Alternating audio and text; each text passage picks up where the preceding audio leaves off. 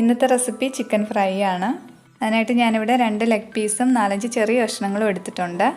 Chicken നന്നായിട്ട് കഴുകി വെള്ളമെല്ലാം നന്നായിട്ട് കളഞ്ഞിട്ട് വേണം എടുക്കാൻ. എന്നാലേ മസാലക്കൂട്ട് ചിക്കനിൽ നന്നായിട്ട് പിടിക്കുകയുള്ളൂ. ഇത് വറ്റൽമുളക് ചതച്ചെടുത്തതാണ് 2 ടീസ്പൂൺ, 1/4 ടീസ്പൂൺ മഞ്ഞൾപ്പൊടി, ഇഞ്ചിയും വെളുത്തുള്ളിയും പച്ചമുളകും കൂടി പേസ്റ്റ് ആക്കിയതാണ്. ഒരു ചെറിയ കഷ്ണം ഇഞ്ചിയും 4-5 അല്ലി വെളുത്തുള്ളിയും 1 പച്ചമുളകും കൂടി എടുത്തിട്ടുണ്ട്.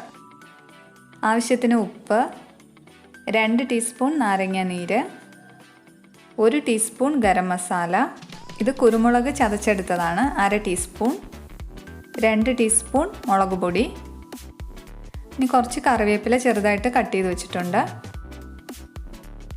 ഫ്രൈ ചെയ്യാൻ ആവശ്യമായിട്ടുള്ള വെളിച്ചെണ്ണ.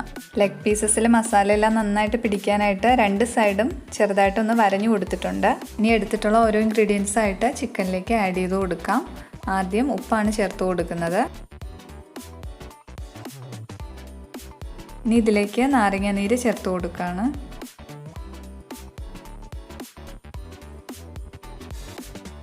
ഇഞ്ചി വെളുത്തുള്ളി പച്ചമുളക് പേസ്റ്റ് ആക്കിയത്.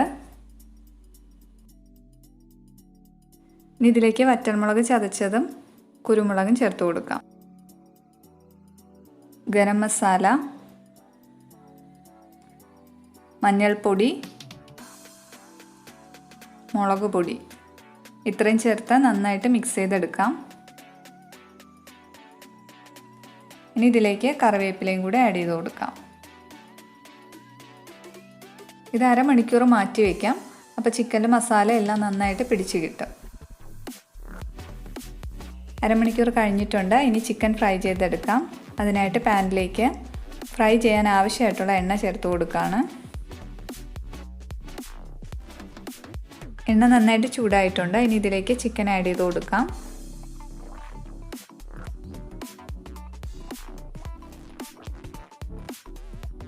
ചിക്കൻ ഒരു സൈഡ് നന്നായിട്ട് ഫ്രൈ ആയിട്ടുണ്ട്. ഇനി ഇത് തിരിച്ചിട്ട് കൊടുക്കാം.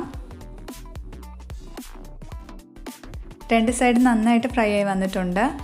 ഇനി ഇത് കോരി മാറ്റാം.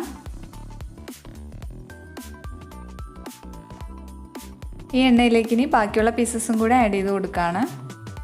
ഇത് നന്നായിട്ട് ഫ്രൈ ചെയ്തെടുക്കാം.